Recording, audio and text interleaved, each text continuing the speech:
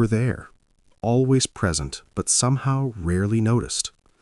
As a child, you didn't experience obvious cruelty, no clear catastrophe, just a quiet absence where attention should have been. You learned early that needs didn't always land, that emotions could pass through a room without being received, that being physically present didn't guarantee being emotionally held. Without realizing it, you began to fade inward. This is how a child becomes ignored, not abandoned, not rejected, just quietly overlooked. At first, you reached out, you expressed, you waited. And when responses came late, distracted, or inconsistent, your nervous system adjusted. Children don't interpret neglect as neglect. They interpret it as information. You learned that asking didn't always help, that expressing too much could feel pointless, even embarrassing. So you reached less. You softened your presence.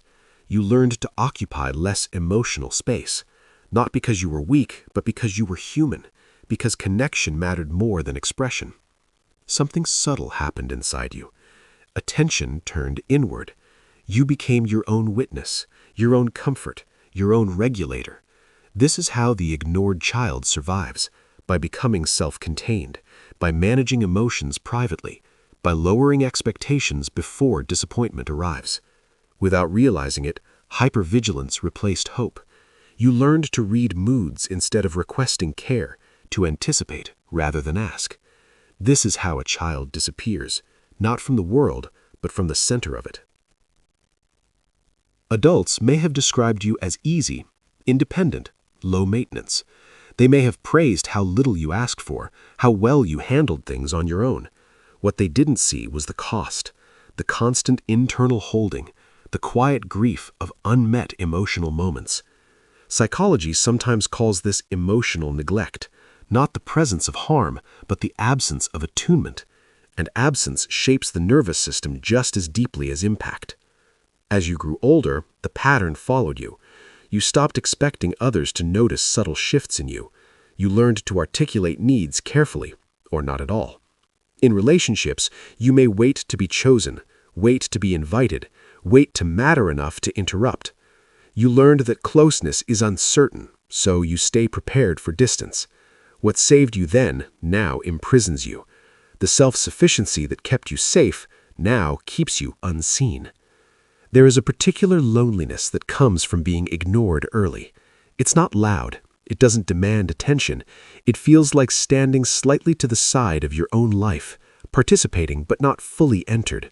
You may feel deeply understood in theory, yet emotionally untouched, as if people see your outline but not your interior weight. This is not because you lack depth. It's because you learned to hide it where no one would forget to hold it. Still, there is intelligence in what you became. You are observant, emotionally nuanced, capable of sitting with complexity.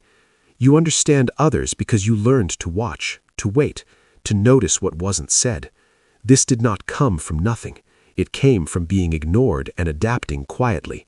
Without realizing it, you developed depth in the absence of reflection. You were never invisible by nature. You learned invisibility. You didn't stop needing. You stopped showing. And perhaps the most important thing to understand is this: nothing about you was excessive. Nothing about you was unworthy of attention. You adapted to an environment that couldn't meet you where you were.